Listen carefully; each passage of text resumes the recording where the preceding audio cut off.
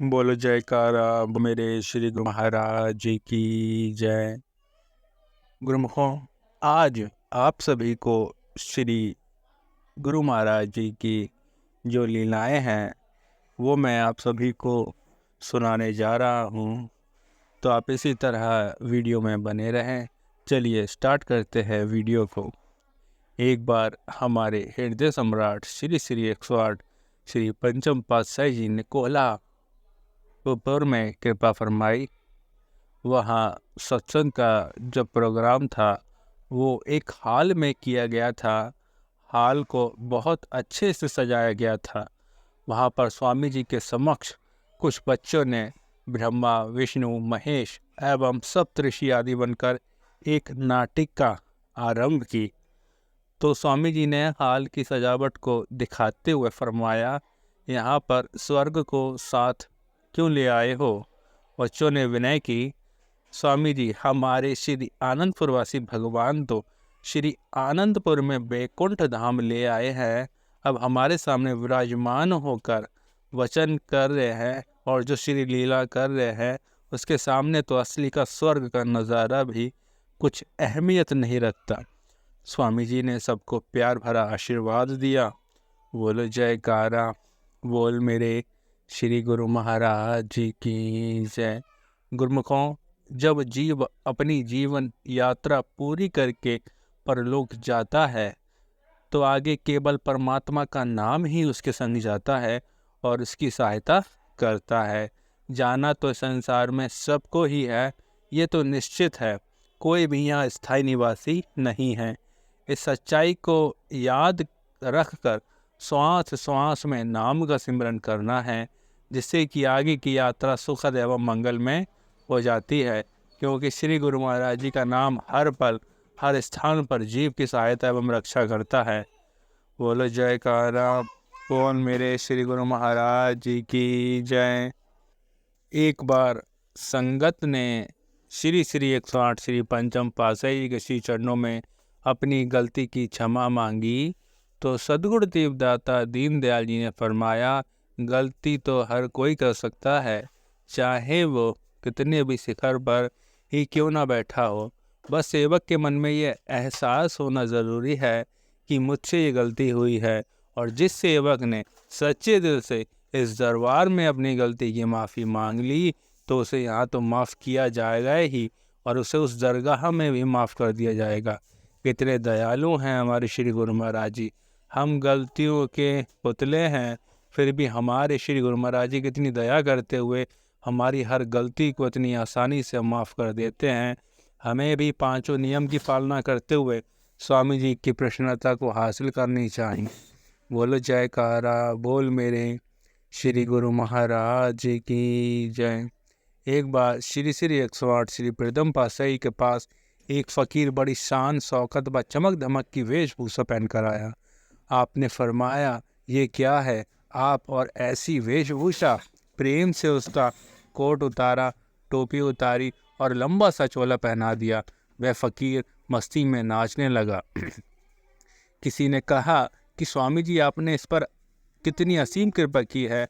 आपने फरमाया कि अमानत लौटाना और हिस्सा देना एहसान की बात नहीं है, अर्थात भूले हुए को मार्ग पर लाना कर्तव्य है।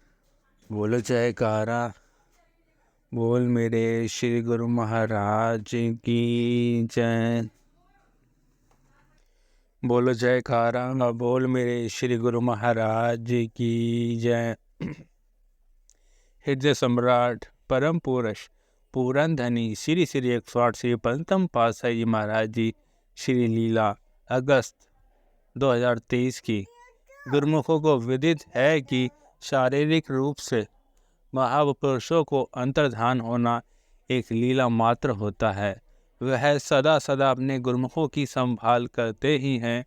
इसी संदर्भ में अभी हाल ही की एक लीला है जिसमें जलंधर पंजाब के रहने वाले एक गुरुमुख विचारवान प्रेम श्रद्धा की मूर्ति भगत जी हैं, जिनके पुत्र का रिश्ता आया।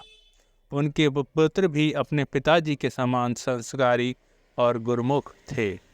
शायद ये रिश्ता आगे चलकर दुखदाई हो सकता था और महापुरुष अपने अनन्य गुरुमुख भक्त को परेशान नहीं देख सकते, जो उनकी आज्ञा और श्री मौज के अनुसार चलते हैं। तो भगत जी को अमृत वेला में कुछ पहले स्वप्न आया, जिसमें हमारे श्री गुरु महाराज जी ने स्पष्ट आदेश दिया कि जहाँ बेटे का रिश्ता तय किया है उसे वहाँ मत करो, आगे जाकर परेशान होवेगा। इस पर स्वप्न में ही भगत जी ने श्री सद्गुरुदेव भगवान जी को दंडवत प्रणाम करके विनती की कि हे श्री गुरु महाराज जी, आप मेरे पुत्र को श्री दर्शन देकर आदेश दें तो उसका असर ज़्यादा होवेगा और वह भी आपके श्री दर्शन से लाभान्वित हो जाएगा। उसके बाद सुबह 4 बजे दोबारा श्री गुरु महाराज जी ने उसके पुत्र के स्वप्न में कृपा फरमाई और आदेश दिया कि उस जगह रिश्ता नहीं करना है, ये हमारी आज्ञा है। ये सुनकर वह भी नतमस्तक हो गया। सुबह उठकर जब परिवार में दोनों ने एक दूसरे को अपना स्वप्न सुनाया तो बारंबार दोनों तरफ का एक जैसा आदेश सुनकर दोनों हैरान रह गए और मालिक के गुणगान गाने लगे कि हमारे श्री गुरु महाराज जी को कितनी फिक्र है, जो हमें आने वाले कष्ट से पहले ही आगाह करके बचा लेते हैं। और हम सत्संग में सुनते ही हैं कि जो गुरुमुख प्रतिदिन 5 नियम का पालन करते हैं और 2 घंटे नियम पूर्वक नाम अभ्यास करते हैं, उनके श्लोक में भी और परलोक में भी श्री गुरु महाराज जी संग सहाय ही हैं। इसलिए हम सबको चाहिए कि श्री दरबार के नियमों को पूरा पालन करें और साथ में रोज़ाना 2 घंटे नियम से भजन अभ्यास करें, जिससे रूहानी लाभ भी मिले और इस लोक में भी सुख प्राप्त हो और परलोक में भी। बोलो जयकारा बोल मेरे श्री गुरु महाराज जी की जय। एक बार हमारे हृदय सम्राट श्री श्री 108 श्री पंचम पातशाही जी महाराज जी किसी आश्रम में विराजमान संगतों को दर्शनों से निहाल कर रहे थे। वहीं गुरुमुख जन नाच के स्वामी जी को रिझा रहे थे। स्वामी जी ने सहज ही महात्मा से पूछा, महात्मा जी ये संगत इतनी खुश क्यों है, पूछो। महात्मा जी ने संगत से पूछा, स्वामी जी पूछ रहे हैं आप लोग इतने खुश क्यों हो। संगत, हम स्वामी जी के दर्शनों की खुशी मना रहे हैं। स्वामी जी, नहीं, हम बताते हैं तुम खुश क्यों हो। अगर सच्चा सौदा लेने वाले को सच्चा सौदा देने वाला मिल जाए तो उसको ऐसे ही खुशी होती है। संगत, जी स्वामी जी। अच्छा, अब ये बताओ हम क्यों खुश हैं। संगत, स्वामी जी आप ही बताओ।